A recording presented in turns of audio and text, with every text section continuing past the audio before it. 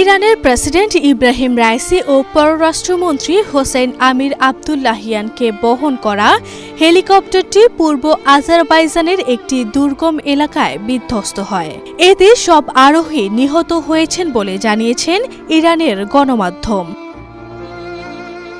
রাইসিকে বহন করা হেলিকপ্টারে ইব্রাহিম রাইসি সহ হোসেন আমির আবদুল্লাহিয়ান, ইরানের পূর্ব আজারবাইজানের গভর্নর মালেক রহমাতি এবং আয়াতুল্লাহ মোহাম্মদ আলী আলে হাসেম ছিলেন। এর আগে রোববার আজারবাইজানের সীমান্তবর্তী এলাকায় দুই দেশের যৌথভাবে নির্মিত একটি বাঁধ উদ্বোধন করতে যান ইব্রাহিম রাইসি।